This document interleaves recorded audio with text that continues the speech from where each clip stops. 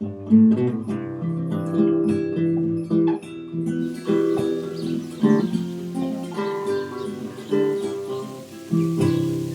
my bucolic life, we every city strife. Horses, chicks, and dogs, they are my neighbors. I cook and some spin, and move the horses into the barn. Then time to move them out again. Red barns, green pastures, beautiful white houses. The view I see each day when I arise. This life pleases me, as it is plain to see. I'm living my bucolic life. Welcome back. We're going to start a new project today, obviously. And today was the first day we had frost outside, so it's getting a little chilly, and I want something cozy. And I have this pattern, this one, and it's two different things. It's a dress, and they have different shrugs, okay? Which is basically, it's going to warm your neck, going to warm your arms, but nothing here. It's not a traditional shrug, it's more of a sleeves without the bodice, okay? But I was thinking this could be a good thing to like go over a t-shirt, go over, you know, a tank top kind of thing, and make that transition from warm weather to cool weather. At least it sounded good to me. So also the other day I got a set of fleece sheets. They were on sale for $1 for king size, so you know, can't go wrong with that. Not $5 for a big king size set. So, you know, I have a lot of pink fleece now. But I've got these two big king size fleece pillowcases, okay? And they're very cozy, but they do have stretch to them. They're just not a solid fleece. They do have stretch to it. And this pattern does call for a stretch knit. So I'm thinking if I can make a shrug out of this like burgundy colored stretch fleece, that will be great. And I can use those pillowcases, which I wouldn't be using on my bed anyway. And so, yeah, there are 3 different options. Like I said, there's 2 that have like a turtleneck type thing. And then this one is the one I'm gonna do where, you can see it a little bit better on the back here. It's this one right here where it just looks like it's all pulled up into gathers and folds right here. Never done anything like this before, so it's going to be fun. Let me go ahead and tip the camera down and get started cutting out my pattern. Okay, so it looks like there's only 2 pieces for this, but one of them is very, very long. It's so long that they have put 2 separate patterns together. So if you've never joined your pattern pieces together, we have 6A and 6, all right? And there is a line here that looks like it's got a little strand of beads on it. You need to line those up on top of each other so that the beads match up, and you can kind of see through the paper. Let's see where all of that is. So at this point they're lined up. I'm just gonna grab some tape and tape up these sides, and then once I have these 2 pieces together joined, now they're going to function as a single piece, okay? And so I am going to be cutting out my size 16, so let me go ahead and do that. Like I said, there's just 2 pieces. The other piece is this, which is the sleeve band, piece number 5. So I think that that is like the cuff that's going to go right here. So this should go together actually really fast. I'm excited about that. We have this huge long piece, and I think that when I open up my pillowcase, I'm going to be able to cut it out of that length. And since I have 2, that's good. Okay, let me show you what I had to do. First of all, my pillowcase, you know how they're like rectangles this way? Well, I was thinking, and I hadn't really looked at it closely when I was doing my intro here, that there wasn't a seam here, that it was folded this way. It was not, it was folded that way. So I had a seam in that center area. And so what I did is I just, you know what, let me get a piece of paper. That'll make it easier. Okay, so here was my pillowcase. like this, you know, here's the little opening there, but I had stitching going like this and like this, all right? So I have 2 pillowcases. What I did is I just cut this end here. So I basically had a square, and I just sewed my 2 squares together this way. So I have one big seam, okay? So I have my 2 pillowcase squares. I put them together this way, and I just sewed them up the center, just with a regular stitch, straight stitch, and then pinked it, okay? I have not pressed it yet. But what I did when I was laying it out is we have this big, long piece here, and on the piece there's a mark where it's the center, okay? And it says a roll line on there. So what I did is I lined up that roll line where my seam is. And that is going to be falling right about here. So my hope is it's in a place where, you know, it's not going to be seen very much and everything's going to be fine.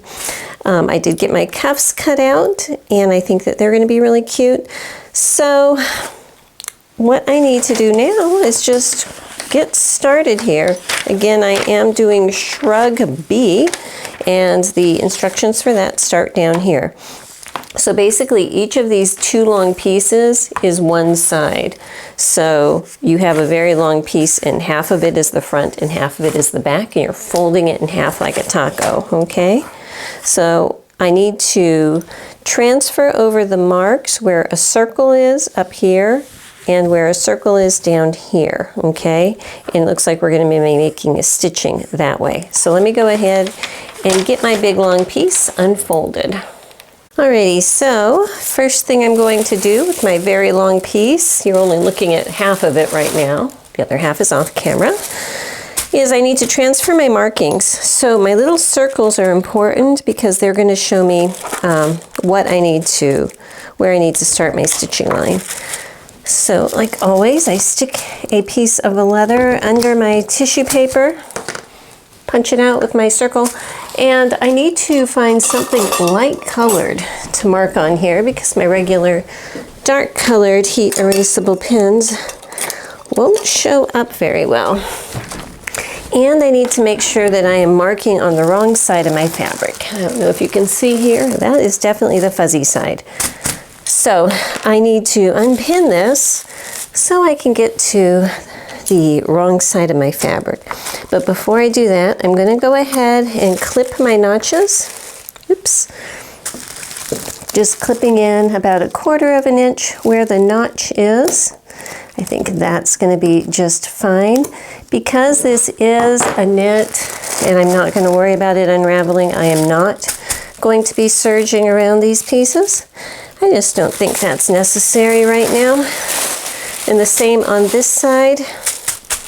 There is a dot up here, a dot down there, 2 notches, and at the very end there's a notch also at the center. So I'm going to clip all of that and I'll be right back. All right, I got my little marks put onto my fabric here, and where the dot that I put on with my little chalk pencil is, it looks like it might disappear, so I went ahead and stuck a pin in there.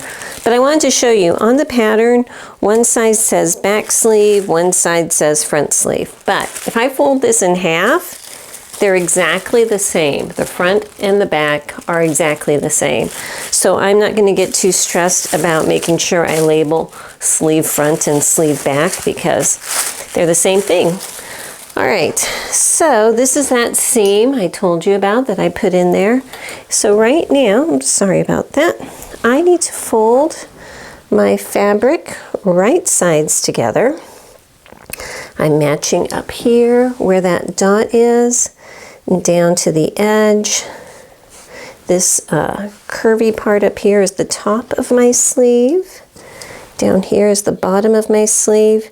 And what I'm going to do is at 5/8 of an inch, so from this dot here all the way to the edge, and from this dot here to the edge, okay? Alrighty, so today I am using Juliet, my sweet little bitty Singer 99 from 1923. And I wanted to show you something. A lot of times on the old machines, I don't know if you like old machines, I love old machines, but they don't have markings for the seam allowances or anything, but a lot of times they'll have this little hole right there, okay?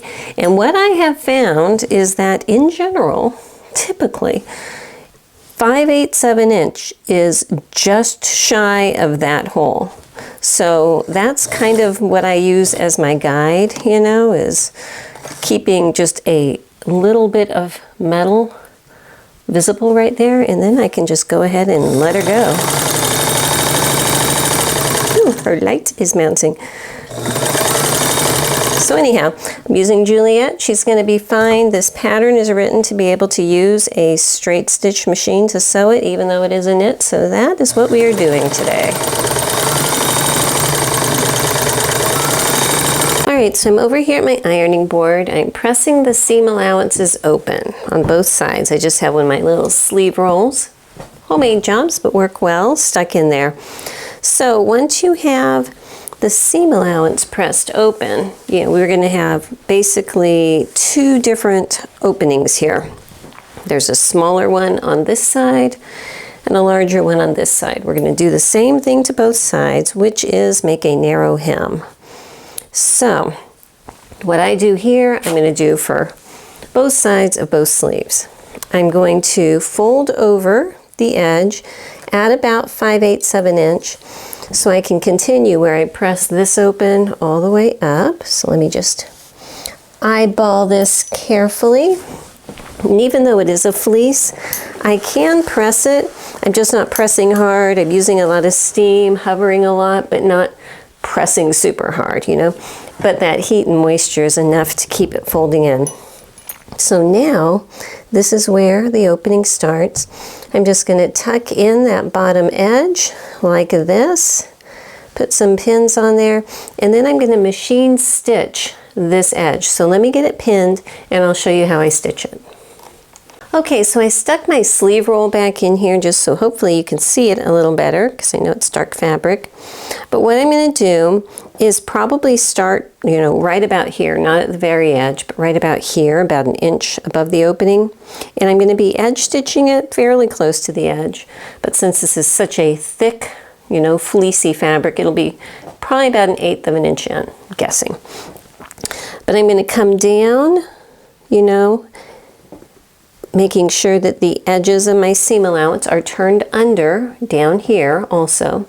Come down and then square it off. So come down at 1/8 of an inch in from the folded edge, leave the needle down, rotate it, go straight across to within 1/8 of an inch of this folded edge, leave the needle down, rotate it again, and then head back up and then meet up where I left off. Okay, so I'm going to go ahead and sew both openings of both sleeves just like that. I just wanted to take a minute and show everyone my new work table. I mentioned, I think, last video that my other table was having a lot of issues. So I went ahead and I bought this one. I think it's called the Krista or the Christina model. It's an arrow table, but I got it because I think it will fit well, do what I need to do to be able to switch out my machines, and fit well in my corner with a whole bunch of space up there. So I like that. But I just wanted to show you, it takes a long time to put these things together. If you get them, they arrive in 3 very large boxes and very heavy boxes. And it's a whole lot of screws and dowels and things, but it is together and I think I like it. I think I like it. So let me get back to our project.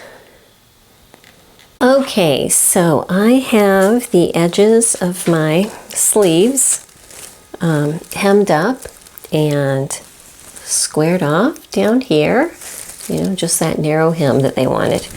And I'm still trying to figure this thing out. I glanced ahead at the instructions and I don't think you ever sew them together because we just finished this down here and then the next step is putting on this cuff and then that's it. I don't see where you attach the two sleeves together. I think you just put on one sleeve and then you put on the other sleeve. They're like sleeves, like socks for 2 arms, That's what I'm thinking. But anyway, very easy so far. What we need to do now is get this cuff on here, and this is it. And there are dots here, but if I fold my pattern piece in half, I can see that that dot is exactly halfway, okay? So because this is kind of hard to mark and everything, I'm just going to, put that in my memory so that I don't have to worry too hard about how to match up these edges. We are going to be doing the side seams here first. So I'm going to take my little cuff piece and fold it right sides together like this. Get it matched up well. So it's straight down here at 5/8 of an inch. If you can move this one here. Okay, right there at 5/8 of an inch, and then I'm going to press that seam allowance open. So I have my seam allowances pressed open here. So I'm going to go ahead and fold this in half so I have right sides together with matching up my seams over here. And I'm just going to put a couple pins just to hold it in place here and over here. Shake that out. Okay, so this is my little cuff now. All right, here's the little seam line. This is what needs to get sewn onto my other part of my sleeve. So actually I'm just going to put a couple more pins just to hold these two edges together. I'm going to do that for the other one, and then I'll bring my sleeve pieces over here and we will attach these guys. Okay, so now I'm going to attach my cuff on here. Now remember, we have two holes. There's one that's smaller, which is our neck, and the one that is larger, which is the bottom of the sleeve, okay? So I am going to match up the seam of my cuff. This is inside out here. Let's see if I can get you in there so you can see. But I'm matching the seam of my cuff to that underarm seam. Okay, so I'm just going to stick it inside here. Align all of this up. This is getting quite thick. It's a stretch fleece that I'm using. It's kind of like a sweatshirt fleece. So it's fluffy but stretchy, okay? So now I have this side pinned on, with both seam allowances pinned open. Remember that dot was on the exact opposite side, so we're going to say this is the dot, all right? Stretchy, so we can do that. That is the point that I match up with the other seam line, which is the one on the top of the arm, okay? So let me go ahead and pin both of these seam allowances open over here. Just stab myself, that's no good. Okay, now the midpoint, it looks like the cuff is slightly smaller than the sleeve. That's okay, just stretch the cuff a little bit as you're pinning it. Make it work, that's what stretch knits are for. I'm just going to go ahead and stretch this until I have a midpoint there. Now there are notches, so you can use your notches also, but I think just stretching it and pinning it will be fine. Okay, so now I have it all pinned together. I need to go to my machine and stitch all the way around at 5/8 and then come in, about 1/8 of an inch in from that point and do another stitch at about a 1/2 inch seam allowance or slightly less. So I have 2 rows of stitching. That is what it looks like on the pattern directions, okay? So let me go ahead and get that put on. All right, so I have my cuff stitched on, double stitch, and what it says to do now is turn your entire sleeve, come on, right side out, and press the seam allowance that you just put in with the cuff, press it up towards the sleeve. So I'm just going to go ahead and take this over to my ironing board and press that. And I guess that's it. Well, let's go ahead and get it pressed and see what it looks like.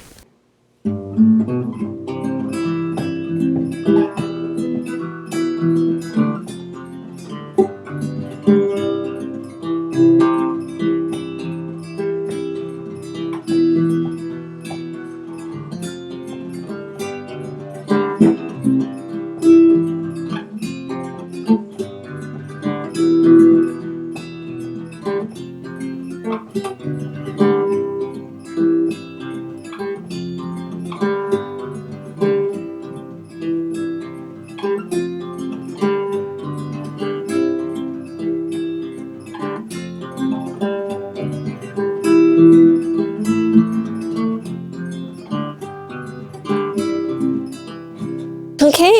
do we have volume? Yes, I do. All right, so here it is. It's kind of interesting because you basically put them on one at a time.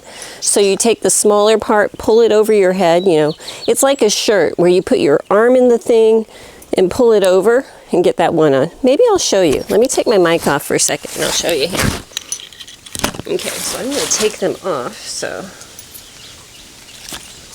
here's one and here's the other, okay? So you kind of just pull it on your sleeve. The bottom big hole is on the bottom. The little hole here, that's what your head goes in. And it seems because the front and back are the same, you know, there's not really a right arm or a left arm. They just are two arms. Now, what I've noticed is in the back, it rides above my shoulder blade, you know, which isn't bad. It just, again, it just is. So I get this one on, okay, and I'm just letting it bunch up however it wants to. And then this one, I'm just trying to get it, you know, so nothing's curled up here. Okay, so there it is. And I just have it on with my cute little t-shirt my husband got me. You know, for some reason it reminded him of me. Just to show, because the pattern comes, so I'm just wearing this with a t-shirt because, you know, first it's a cute t-shirt, but also the pattern comes with a dress that if you look at the ease on it and everything, it's fairly form-fitting knit dress from, you know, bust to hips and then it flares. And I'm just not in the mood for that at this point, you know, at this time of the year and of my life.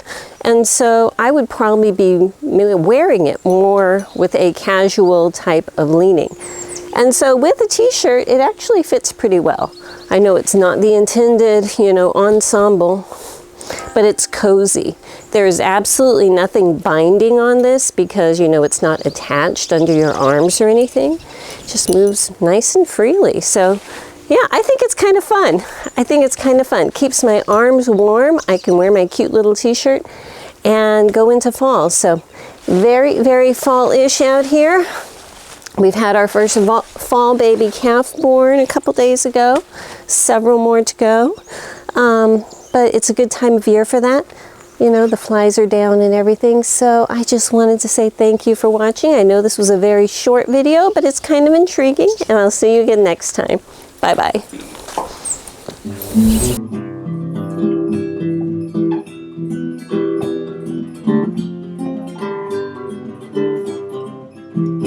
Living my bucolic life, free every city strife. Horses, chicks, and dogs, they are my neighbors. I cook and sew and spin, and move the horses into the barn. Then time to move them out again.